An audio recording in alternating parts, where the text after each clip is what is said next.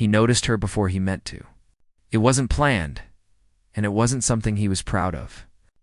She was standing a few steps away, waiting like everyone else, looking down at her phone with a tired expression that felt familiar.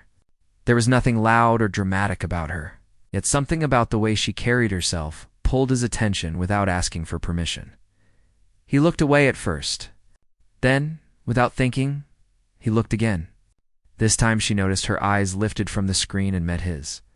There was no smile, no anger either, just a quiet question sitting in her gaze. He felt that instant mix of embarrassment and honesty that comes when you're caught being human. He should have looked away, but instead he froze for half a second too long. "Why do you keep staring at me, human?" she asked. Her tone wasn't harsh. It sounded more curious than offended, with a hint of dry humor. A few people nearby shifted, pretending not to listen while listening anyway. The moment stretched longer than it should have. He swallowed and spoke. Before fear could edit his words, "Because you're alluring," he replied. The word surprised both of them. She blinked once, clearly not expecting that answer. For a moment he thought he'd ruined everything. People usually reacted one of two ways: laughter or discomfort. She didn't either. Instead, she studied his face like she was trying to decide if he meant it or if it was just another empty line. "That's a strange thing to say to someone you don't know." "Hey," she said. "I know," he admitted. "I didn't mean it in a shallow way." She raised an eyebrow. "Then how did you mean it?" He took a breath. "You look like someone who has lived a lot of life quietly. That kind of presence pulls attention without trying." The air shifted again, this time softer. She looked away, then back at him. The defensive edge she carried earlier eased just a little. "Most people don't notice things like that," she said.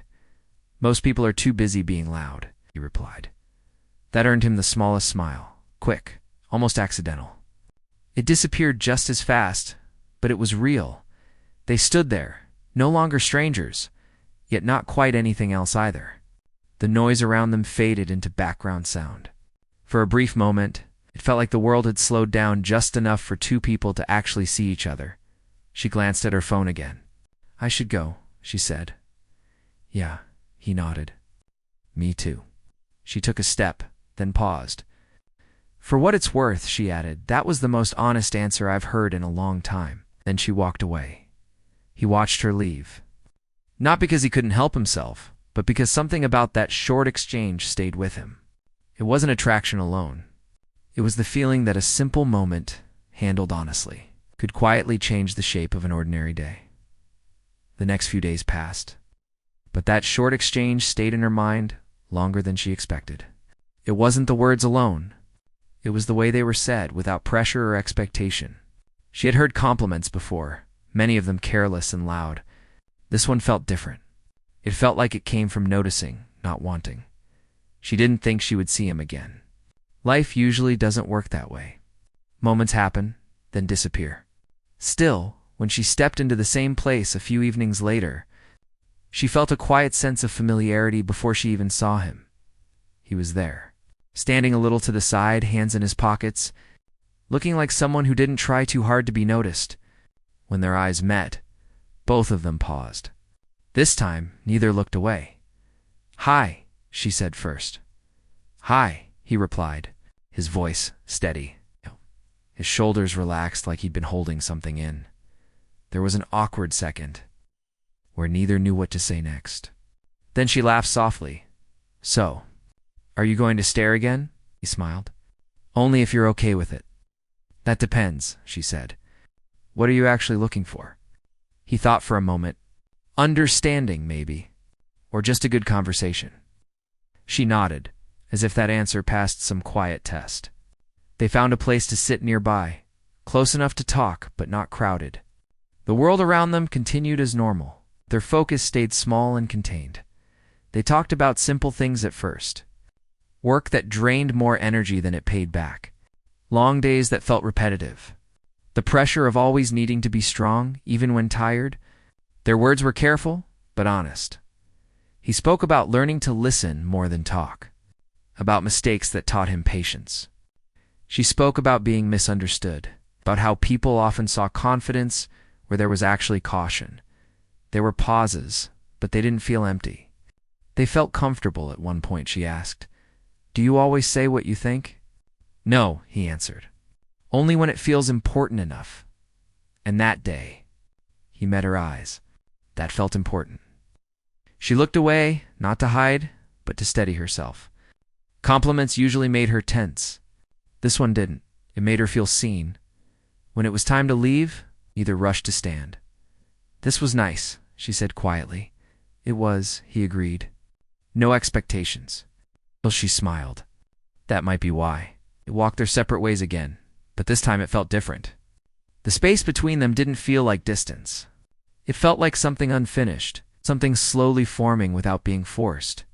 As she walked away, she realized she wasn't replaying his words. She was replaying how she felt around him, calm, curious, unguarded. And for the first time in a long while, that feeling didn't scare her. After that evening, their meetings stopped feeling like coincidence. They didn't plan them, but they happened often enough to feel intentional. A shared timing, a familiar place, a quiet nod when they saw each other. Each time, the tension faded faster, replaced by ease. They began to talk more openly, not in big dramatic speeches, but in small truths shared between pauses. He spoke about growing up feeling invisible, learning early to observe instead of interrupt. He learned to read rooms, to notice moods, to wait before speaking. It made him careful with words, but honest when he finally chose them. She listened closely, not interrupting. When she spoke, her voice carried the weight of experience. She talked about being strong for too long, about how people assumed confidence meant nothing could hurt her. She explained how she learned to protect her space. Even when she wanted connection, there was a quiet respect between them. Neither tried to fix the other. They simply listened. One afternoon she asked him why he didn't push for more. No pressure, no flirting layered with expectation. Just a simple question. "I don't want to rush something that feels real," he said. "If it's meant to grow, it will." She considered that for a long moment. Most people rush because they're afraid of losing interest. "I'm more afraid of losing trust," he replied. That answer stayed with her. They shared small moments that felt larger than they were. A quiet walk, a shared laugh over something ordinary, long silences that didn't need filling. She noticed how he paid attention, how he remembered small details she forgot she had shared. He noticed how she relaxed around him, how her guard lowered without her realizing it. Still doubts lingered. She had been disappointed before. Words had sounded sincere once, too. She didn't want to mistake calm for commitment. One day, something small happened. A misunderstanding. A delayed reply. A brief distance that felt heavier than it should have. She pulled back just a little. Protect herself, he noticed. Instead of confronting her or demanding explanation, he gave her space. Not silence, but patience. A message that said he was there if she wanted to talk. Nothing more. That choice spoke louder than reassurance ever could. When they met again, she admitted her fear. Not accusing, just honest. "I don't trust Isley," she said. "I'm not asking you to," he answered. "I just want to earn it." Something shifted then. Not dramatically, but firmly. Like a foundation settling as they parted that day, she realized something important. Whatever this was becoming, it wasn't built on excitement alone. It was built on care, restraint, and the quiet decision to treat each other gently, and that made it feel real in a way she hadn't felt in a long time. Things felt steady after that. But life has a way of testing calm moments. It started quietly. A change in her routine. Fewer messages from her side. Shorter replies. Nothing rude, just distant enough to be felt. He noticed right away. He always did. The old version of him might have pushed, might have asked too many questions too fast. This time, he waited. Not because he didn't care, but because he did. What she didn't know was that outside voices had begun to creep in. Friends warning her to be careful. Reminders of past disappointments.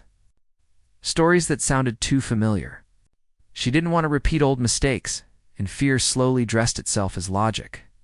One evening, she finally said it. I don't know if this is a good idea. He didn't interrupt. He let her finish. She spoke about timing, about uncertainty, about how things that start quietly sometimes end painfully. She expected him to defend himself, to promise things he couldn't guarantee.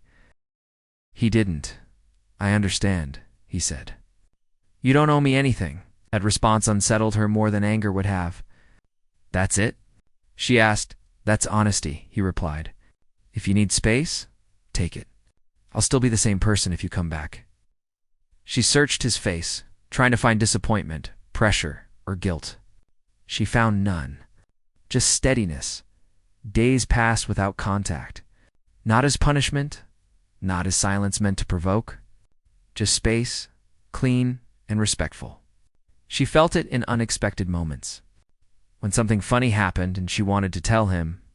When she caught herself noticing small details again, she realized something during that time. He wasn't trying to fill a void in her life. He wasn't demanding attention or reassurance. He was simply present when allowed. That scared her. But it also felt safe when she reached out again. He responded the same way he always had. Calm, warm, no trace of resentment. I wasn't sure if you'd want to hear from me, she admitted.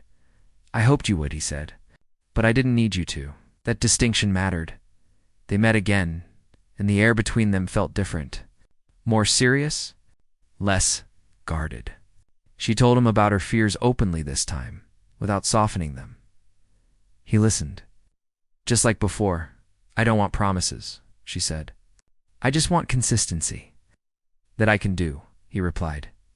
Nothing dramatic happened after that. No big declaration. No sudden certainty. But something important settled between them. She realized he wasn't trying to convince her to stay. He was giving her reasons to choose freely.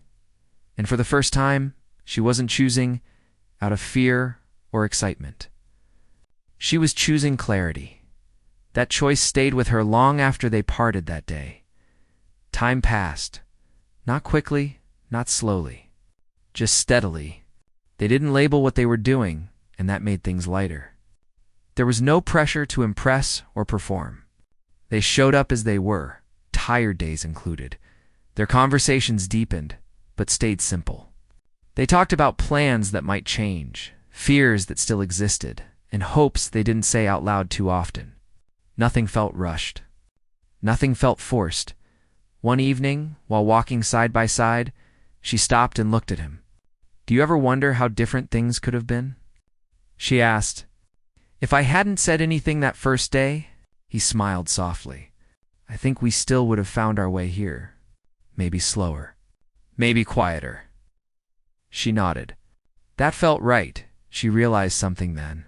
What connected them wasn't that first bold answer or the tension that followed. It was everything after. The patience. The respect. The way he never tried to take more than what was offered. There were still uncertainties. Life didn't suddenly become perfect. Some days were distant. Some conversations were hard. But they faced them without turning away. At one point she said, you know, you never stopped being honest. Even when it would have been easier not to be. He shrugged lightly. Honesty is easier when you're not trying to control the outcome. That stayed with her. She noticed how being around him changed her. She laughed more easily. She didn't overthink every word.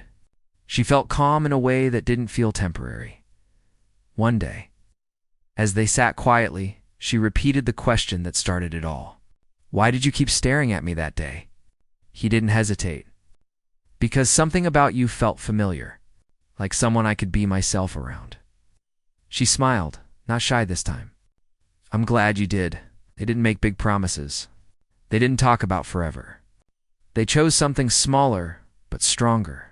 Showing up, listening, choosing each other, one ordinary day at a time. As they walked away together, she realized the story wasn't about being alluring or being noticed. It was about being seen without being claimed. About connection without pressure. That first moment had been simple, honest, unplanned. And in the end, it was exactly what made everything else possible.